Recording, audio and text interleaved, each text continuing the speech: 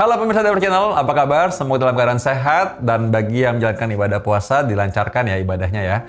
Nah sekarang ini saat yang tepat karena biasanya pengalaman pasien-pasien saya itu pada turun tuh berat badannya. Jadi mereka memanfaatkan fase ini untuk menjadi turning point supaya mereka bisa hidup lebih sehat lagi.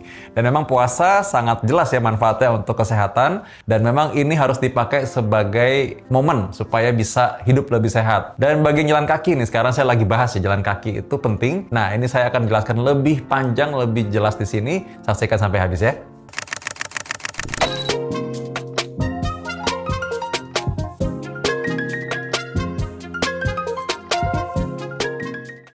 Oke, bagi Anda yang belum subscribe, Anda subscribe dulu. Karena memang banyak sekali yang bilang, kok ini belum dibahas, ini kok belum dibahas. Padahal saya bilang itu udah dibahas berkali-kali kemarin, ada di video saya sebelumnya. Makanya jangan sampai ketinggalan, karena kadang-kadang orang yang baru menyaksikan, dia nggak tahu bahwa saya udah bahas itu berkali-kali sebelumnya. Nah, ini saya bahas sekarang mengenai jalan kaki nih.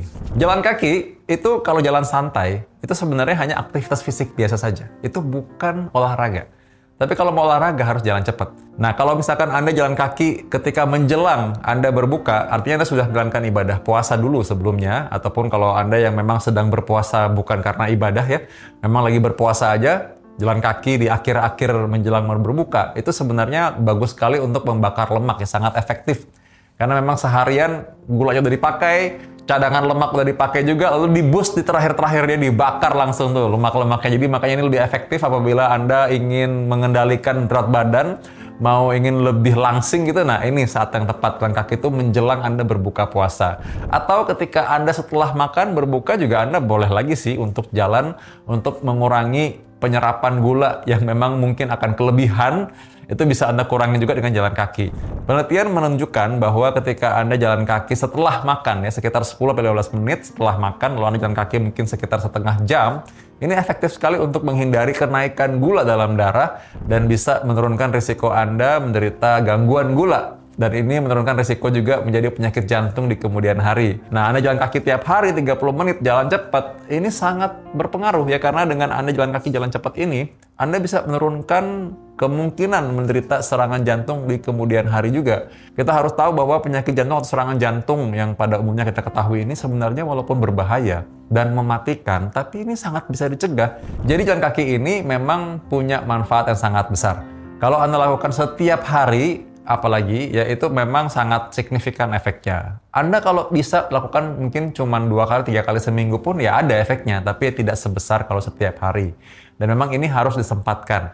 Dan kalau Anda jalan kaki, ingat bahwa selain jalan kaki, sebenarnya kaki Anda perlu dikuatkan. Sehingga Anda perlu latihan betis dan juga latihan paha. Saya ada share beberapa cara latihan itu di Instagram saya. Jadi kalau Anda belum follow, Anda lihat, karena di situ ada saya share tiap hari bagaimana tuh caranya bisa latihan, olahraga, makannya seperti apa, dan tips-tips juga mengenai apa sih penyakit-penyakit jantung dan pembuluh darah yang bisa Anda waspadai. Nah, kalau Anda belum follow, Anda boleh follow di Instagram saya juga. Nah, jadi kalau kita latihan betis, itu sebenarnya kita melatih sirkulasi kaki. Sirkulasi kaki itu sangat penting karena dia akan mengembalikan sisa metabolisme dari pembuluh darah vena itu naik ke jantung, dikembalikan lagi, dicuci di paru-paru sehingga menjadi darah bersih. Darah bersih inilah yang dipompa ke seluruh tubuh. Jadi kalau kita ingat dulu di biologi, pelajaran-pelajaran dulu ya ada darah kotor, darah bersih. Itu sebenarnya hanya kata kiasan saja, karena darah kotor itu maksudnya adalah darah sisa sampah metabolisme.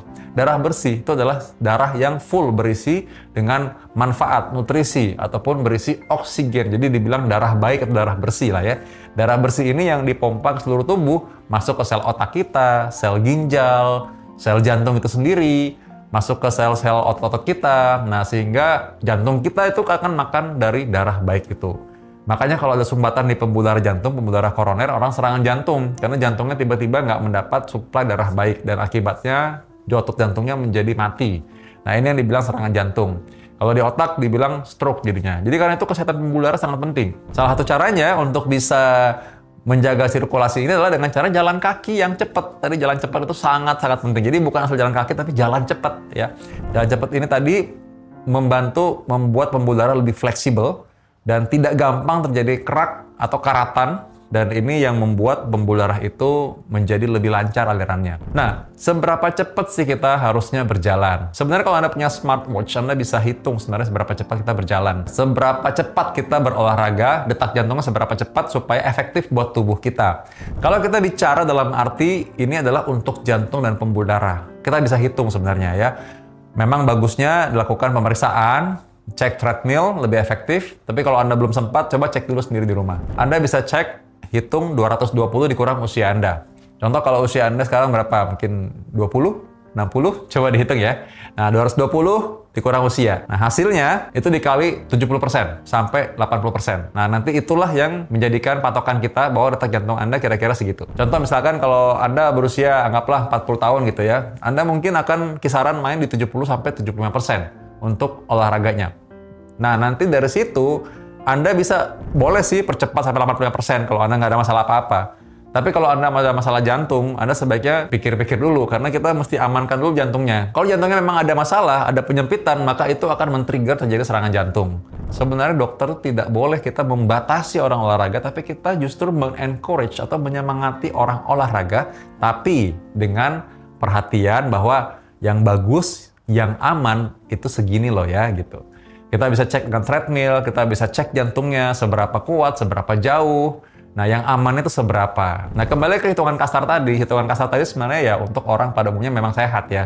Kalau memang Anda dalam keadaan bugar, memang atlet ya boleh lebih dari itu. Anda boleh sampai 85% atau 70% itu Anda pikir terlalu santai nih. Anda mau sampai 90% deh karena Anda mau sprint misalnya, lari cepat sekali ya.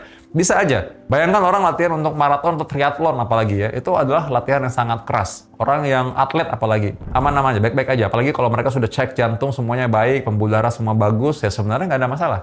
Karena itu dilakukan dengan latihan terprogram. Jadi bukan asal latihan, tapi terprogram. Ada program latihannya.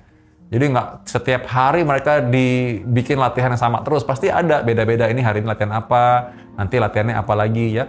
Ada programnya. Nah, tapi kalau Anda yang bukan atlet yang benar-benar profesional, tujuannya kan untuk sehat nih.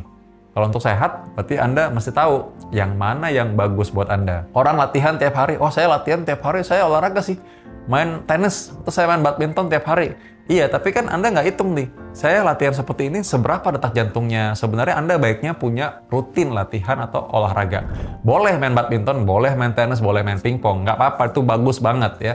Karena itu Anda mesti tambahkan juga latihan rutin Anda apa? Exercise rutinnya apa sih gitu, yang bukan permainan itu apa aja? Olahraga yang benar tuh segimana? Anda punya waktu sejam lah misalnya. Anda latihan apa aja hari ini? Kalau Anda nggak hitung seperti itu, coba gini, Anda jalan cepet nih. Kalau Anda sampai ngos-ngosan jalannya, sampai benar-benar satu kalimat ngomong tuh nggak habis, nah itu berarti Anda benar-benar latihan. Tapi kalau Anda jalan kaki, tapi bisa ngomong panjang seperti ini, sampai bisa nyanyi lagi ya, nah itu berarti terlalu pelan jalannya. Harus lebih cepat daripada itu, baru dia bermanfaat buat jantung Anda. Nah, jadi sekali lagi, olahraga itu boleh. Bahkan orang yang punya penyakit jantung pun sebenarnya boleh olahraga. Tapi memang porsi masing-masing lain-lain. Sesuai dengan kondisi jantungnya, sesuai dengan kondisi fisiknya, kebugarannya. Ada yang jantungnya kuat, lari, tapi kakinya sakit. Nah, masing-masing orang pasti berbeda. Anda harus mengenali kondisi Anda sendiri, sayangi tubuh Anda sendiri, supaya Anda take care atau Anda merawat, dan ini bisa menjadi awal buat Anda rasa bersyukur. Anda bisa tahu bahwa oke, tubuh kita ini diciptakan buat kita, supaya kita jaga ya. Dan Anda boleh tulis di kolom komen, kira-kira mau bahas apa lagi supaya saya bisa bahas di DRV Channel selanjutnya. Sampai ketemu!